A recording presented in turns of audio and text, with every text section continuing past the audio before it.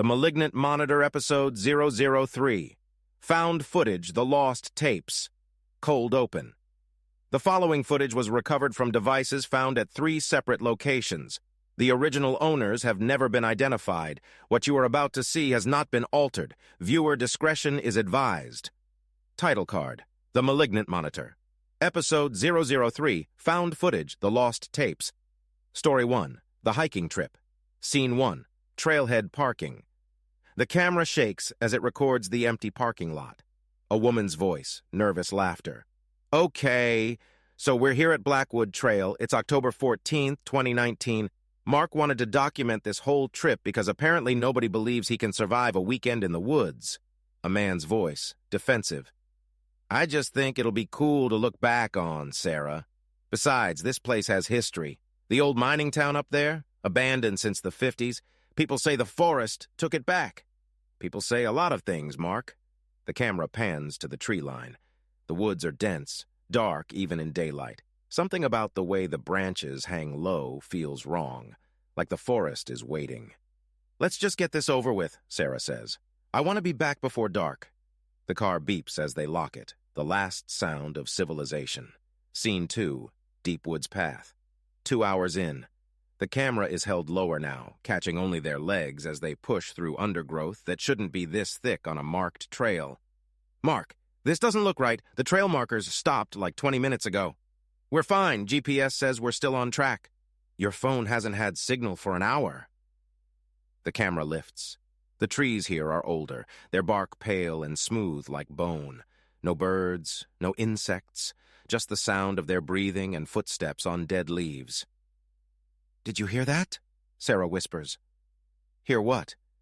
That clicking, like someone cracking their knuckles, but all around us. The camera spins wildly, searching the trees. For a moment, something moves in the corner of the frame.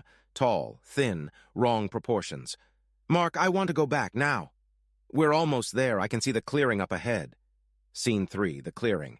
They emerge into a circular space where no trees grow. The ground is covered in something white.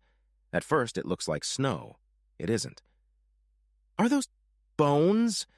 The camera drops, focuses on the ground. Small bones, bird bones, rabbit bones, and larger ones, too, arranged in patterns that make no sense. We need to leave, Sarah says, her voice breaking. We need to leave right now. The camera turns back toward the woods. The trees are closer now. They weren't that close before.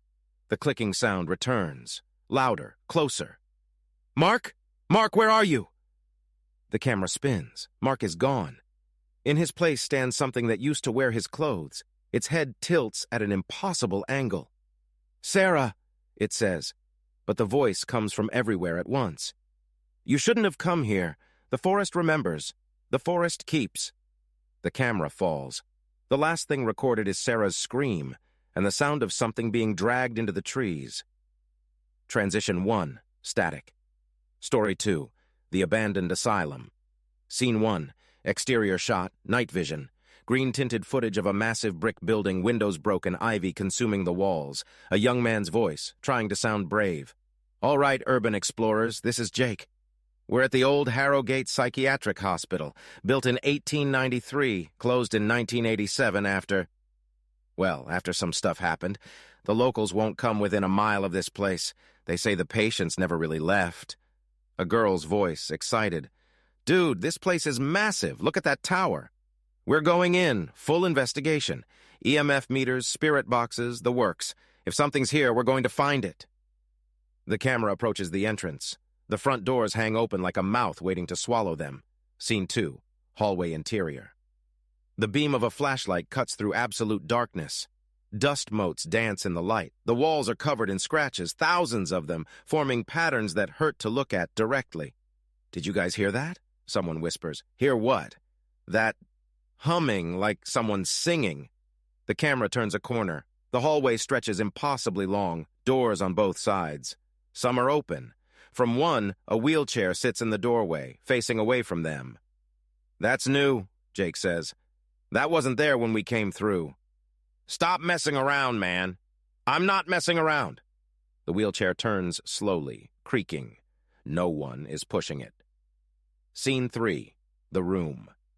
They found the records room, files scattered everywhere. Jake's voice is quieter now, the bravado gone.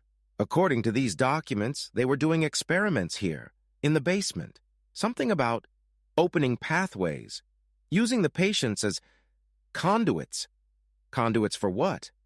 It doesn't say. It just says most of them didn't survive. The ones who did, they weren't. A sound from the hallway. Footsteps. Many of them. Bare feet on concrete, shuffling in unison. "We need to go," the girl whispers. "Jake, we need to go now." The camera turns toward the door. Figures fill the hallway, standing motionless in the darkness. They wear patient gowns. Their faces are wrong. "They're not looking at us," someone breathes. "They're looking at something behind us." The camera turns. The room is empty, but the files are arranging themselves, pages turning, words forming that glow with their own light. "The door is open," a voice says. Not from the camera, not from the hallway, from inside their heads. "You've opened it, and now they can come through." The camera drops, screaming, so much screaming. The night vision shows shapes moving too fast to follow, and then static. Transition to static. Story 3, the body cam. Scene 1, routine patrol. Body camera footage. Timestamp in the corner reads 23:47. Officer Daniel's voice, professional, tired. Unit 447, routine patrol on Industrial Drive. Quiet night so far, just checking in. The camera shows empty streets, warehouses, the kind of neighborhood that's dead after dark. The radio crackles. 447, we've got a 10. 54 at the old meat packing plant on 5th. Possible intruder. Can you check it out? Copy that. On my way. The patrol car turns. The plant looms ahead, a concrete fortress of broken windows and rusted machinery. Scene 2, the call inside now. Flashlight beam cutting through darkness. The smell hits first, even through the camera's audio. Jesus, smells like something died in here. The radio breaks through. 447, be advised, we've lost contact with the security guard who called it in. Proceed with caution. Copy, I'm inside. The camera moves through processing rooms, past hooks that once held carcasses. Something drips in the darkness. The beam catches it. Not water, too thick, too dark. "Hello? Security, this is Officer Daniels." A sound from the freezer room, a rhythmic thumping like something pounding from the inside. Scene 3, inside. The freezer door hangs open. Frost coats everything. In the center of the room, the security guard sits on the floor, facing away from the camera. "Sir, are you injured?" No response. Daniels approaches. The camera angle shows the guard's shoulders shaking. Crying? Laughing? It's hard to tell. "Sir, I need you to put your hands where I can see them." The guard turns. His face is gone. Not removed, not damaged, just empty. Smooth skin where features should be, and from that blank surface, a voice emerges, familiar. It sounds like Daniel's own voice. "You're late," it says.